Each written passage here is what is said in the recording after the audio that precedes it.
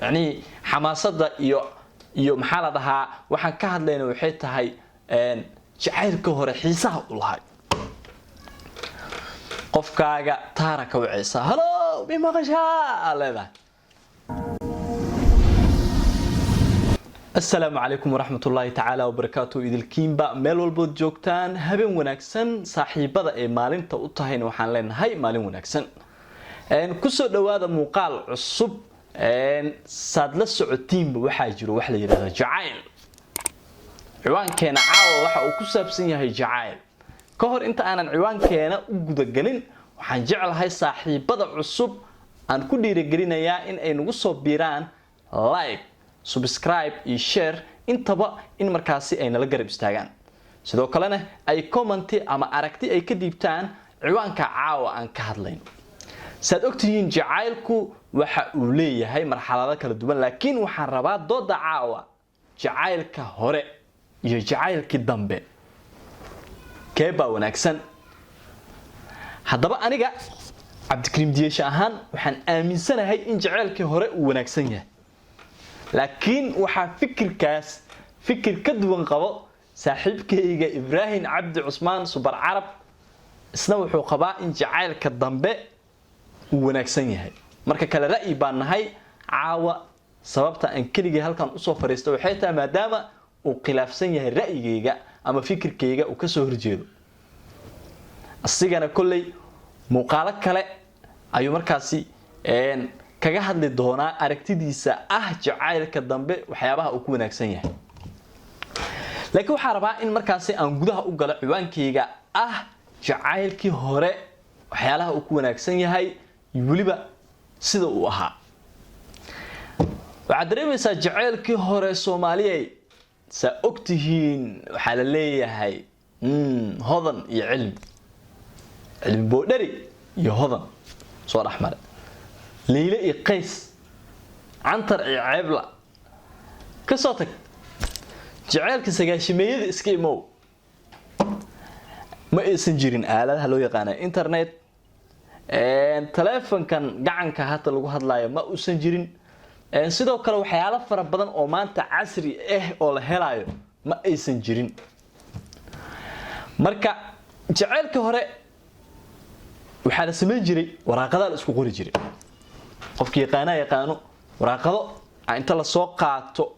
oo waliba warqad dheer la soo qaato A4 warqadaha buugaagta weyn soo qaato ala qora warqadu way ka xumaanay wax eray qaldana ka fakanay ama waxba ka dhacay waa qabanay waa tuure madaxa qabsanay waxa leedahay maxay tahay maxaa iga qaldan adigu yaani waxaad ka murugsan tahay qofka aad jeceshahay gabadha ama wiilka aad jeceshahay fariintan aad u qoraysid in yaani ay noqoto mid soo jiidasho leh arabta saale adigoo qortay qalbiga ku qoran tahay sida aayad quraanan ku xifdisanahay qalbiyay quruxay adoo dhahday wax yar ka soo dhaxgalaa kadibna waxa ay warqad dhan iska tuureen marka qofkaas warqad u qoraysid inta ma joogo muqdisho kula ma joogo tusaale kismaayo jooga ama galkacyo jira qofkaas waa jeceshahay xaqiiqda ilaah baan kugu dhaarshay qiimaha uu leeyahay qofka aad jeceshahay oo aadan arki karin oo aadan telefoon kula hadli karin kaliya waxa dareemi karo qof caqabadaas hadda ay haysato qiimaha jacaylka that's why ana aan u dhahay jacaylka hore fiican waxay tahay jacaylka maanta waxa ogahay Soomaaliyeed in markaasi gabadhi iyo wiilkii 24 saac internet iska hor fadhiyaan video call isku caayaan cuntada uu wiilka cunay iyo cuntada gabadha ay cuntay waa la istusaaya muuqi iyo xiisi halkii buu ka baxaya waxa arkaysaa cabaar kadib waa la iskhilaafayaa oo waxa la isku khilaafayaa waxa macna lahayn sababtoo labada qof way iska xiisayaan macna isku ma xiisayaan iska xiisayaan way isnacayaan waxa sababayo 24 saac waxaad awoodaa in qofkaaga aad la kulantid faan qofkaaga aad jeceshahay inaad maanta dhan aragtida hadda awood u leedahay oo aad baxdid oo aad qofka u tagtid ama hadii kale aad internetka inta soo gashid MB ku shubatid kadibna aad sariirtaada tagtid video call ka wacdi oo wax dhibaato ma lahan ceesh kuma hayo walwal kuma hayo kurba kuma hayso yani xamaasada iyo maxaa la dhahaa waxaan ka hadlayna waxay tahay jacaylka hore xiisaha u lahay qofkaaga taaraka wacaysa halo bi maqashaa leedahay wuxuu ku leeyahay muku maqlo baawura jidka marooyo uu ku leeyahay marka qofkii arkay baa arkay jacaylkii hore dadkii hore la sheekaysta oo weydiiya hooyooyinkii awooyaashii iyo dadkaas yani la fariisto oo la shaaheeyo waxa dhahdeen jacaylkii hore iiga sheekay waxyaalo badan arkaysa yaa maqla hadda jacayl loo dhimanayo waagi hore jacaylku loo dhiman jiray cilmi iyo hodani kurti waxa la leeyahay qabuure u galeen heesaa loo qaada laakiin hadda maanta waxaan maraynaa in wiilkii iyo gabadha isjecel ay TikTok ku falaadayaan xilli waxaan joognaa waaqic kale laga hadlayo oo sheeko kale la saaran yahay Soomaaliyeed xaqiiqdii annaga ma garanayno meesha nalaga haysto ma fahansanin sababtoo ah jacaylka maanta waa jacayl falfalaado iska baashaalo iska ciyaaro maala yacni waa saddex waxa rabaa in jacaylka hore aan ka dhaho saddex kalena aan ka dhaho jacaylka dambe saaxiibkiisu bar carab wuxuu aaminsan yahay jacaylka hadda inuu wanaagsan yahay anna waxaan aaminsanahay jacaylka hore ama jacaylka hore inuu fiican yahay aan jacaylka hore waxaan ku doortay koow waxa waaye horta xiiso qofka yani jacayl dhab u qaadaysa oo ma jiro wax yani maxaa la dhahaa xiriir oo qofka taleefanada ka helaynin bashqada inta qortid aad qaade oo u dhiibay qof gobolka u socdo ama qof meel heblaayo u socdo ama gabadha hadda iskool dhigata xataa ay magaalada kula joogto waa baxay iskoolka gabadha ee dhigata albaabkiisa fariisanay 6 saac waxa laga yaabaa gabadha marka la soo daayo adoo daalan oo jecelkaaga samaatan u sugeysay dhagaxa ku sugeysay afadis ay gabadha soo baxaysa waa ka daba orday xalada ay maantii ka fakadin walaalkeed ama waalidkeeda luuq ka soo baxay mutay kartaa tigit xasaway waa cabsanay kalsoonida ka biibeys waa iska laabanay bariya soo laabanay macna quusanaysid yaa bariya soo laabanay waa soo fariis dhagax soo fariisanay kadib waxa leedahay qofta sugay